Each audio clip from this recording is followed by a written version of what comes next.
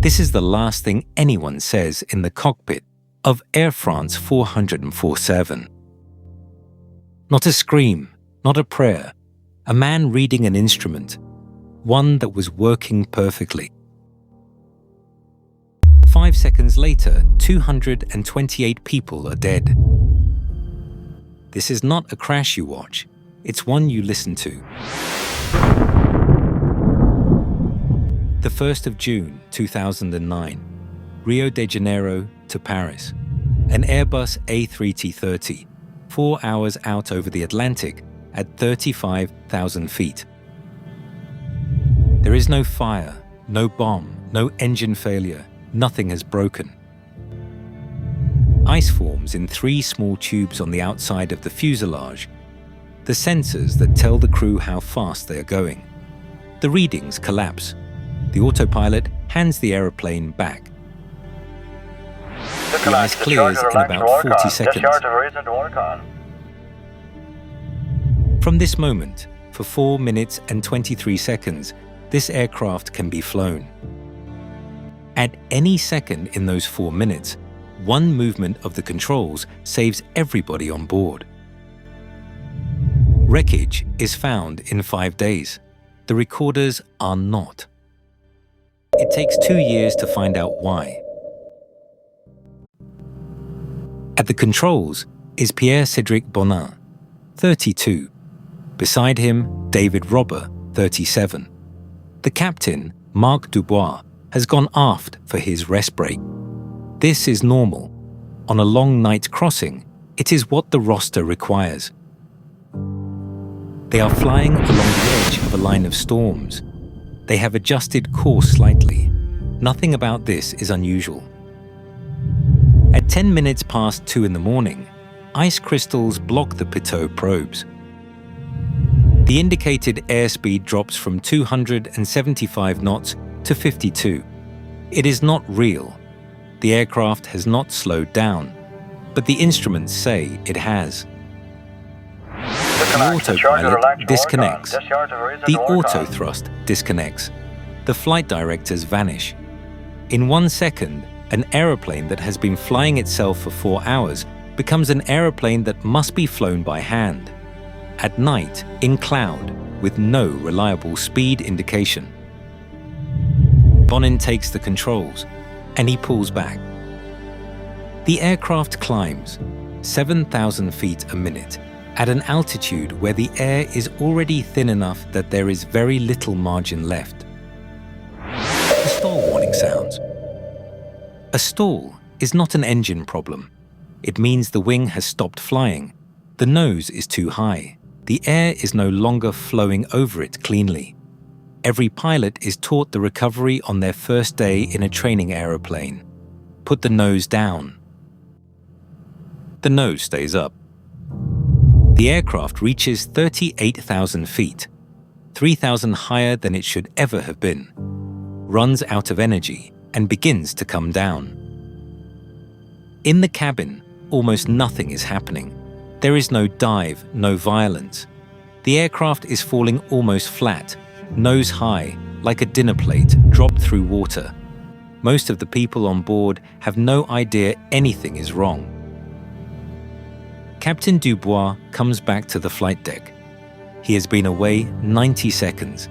He arrives into a cockpit filled with alarms. 2 men who cannot agree on what the aeroplane is doing and instruments that keep contradicting each other. He asks what is happening. Nobody can tell him. And here is the thing that decides it. On this aircraft, the 2 control sticks do not move together. One pilot can push forward and the other can pull back, and neither can feel what the other is doing. Robert pushes his stick forward, the correct input. Bonin is still pulling his back. The inputs cancel. 20,000 feet, 15, 10. The aircraft is still flyable. The wings are intact. Both engines are running and responding. The airspeed sensors recovered minutes ago. It needs one thing. It needs the nose down. Then, 48 seconds before impact, Bonin says something that changes everything the other two men understand about the last 3 minutes. That is the moment they know. It is also the moment it stops mattering. There is not enough sky left. The nose comes down, the wing begins to fly again, and there is no altitude left to trade for speed. 216 passengers, 12 crew. And for 2 years, no way to prove any of it. The first pieces are found within 5 days. A galley, part of the tail fin, bodies, enough to prove where the aircraft hit the water, and almost nothing else. The two recorders, the flight data recorder and the cockpit voice recorder, are somewhere on the sea floor, in a part of the Atlantic nobody has ever mapped properly. They search for them 4 separate times, across 2 years. The first campaign listens for the recorder's locator beacons. The beacons have a battery life of about 30 days. They hear nothing. The second campaign tows sonar across the seabed. Nothing. The third campaign covers more ground. Nothing. The problem is not the technology. The problem is that they are looking in the wrong place, using assumptions about where a falling aircraft drifts. And this aircraft did not fall the way anyone assumed. For the fourth attempt, they go back to the beginning. They stop asking where the debris drifted to. They ask where the aircraft actually was when it stopped transmitting, and they search outward from that point. Robot submarines, working the seabed nearly 4 kilometers down, in water that has never seen light. Below them, the families wait. Some of them have been told more than once that the search is finished. April 2011, 23 months after the crash. The wreck field appears on a sonar image. Engines, wings, fuselage, sitting almost upright on the ocean floor, in an area small enough to walk across. The aircraft has been lying there, intact enough to read the entire time. In May, they bring up the boxes. 2 years in salt water at 400 atmospheres. Both recorders are readable. What comes off them is the most complete account we have ever had of an accident like this. Every control input, every warning, every word, second by second. And the data says something nobody expected. The aircraft was never broken. The engines responded normally to every command until the water. The flight controls worked, the wings were intact. The airspeed sensors, the thing that started all of this, were working again after about 40 seconds. For 4 minutes and 23 seconds, an undamaged aeroplane was held nose high until it fell into the sea. That is a very difficult sentence to sit with. It is also, on its own, a completely useless one. Because the question is not what they did. The recorders answered that in an afternoon. The question is why 3 professional pilots on a working aeroplane could not see it. And the answer is not that they were careless. It is stranger and much more uncomfortable than that. Every part of what happened in that cockpit had been building for years, in the design of the instruments, in the way the warnings behaved, and in what pilots were and were not being trained to do. The recorders didn't just record an accident, they recorded a gap. Start with the tubes. A pitot probe is a piece of metal with a hole in the front. Air goes in. The pressure of that air tells the aircraft how fast it is moving.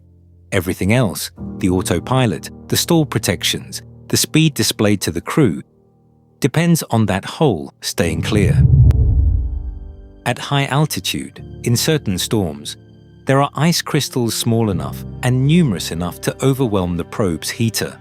Not for long, about 40 seconds. 40 seconds of not knowing how fast you are going. This had happened before. The investigators were able to study 13 earlier cases in detail. Other crews on other aircraft who had lost their airspeed indications in the same way. They had done nothing dramatic, waited, and the readings had come back. The difference was not the failure. The failure was survivable and had been survived. The difference was what happened in the first few seconds afterwards. Modern airliners are extraordinarily good at flying themselves. A pilot on a long-haul route may hand-fly for a few minutes of a 12-hour day near the ground in good conditions. Almost nobody hand-flies at 35,000 feet. There is no reason to. The aircraft is better at it. So when the autopilot handed back, at night, in cloud, with the speed tape showing nonsense, it handed back to pilots who had been trained thoroughly for almost every emergency except that one. The investigators were direct about it.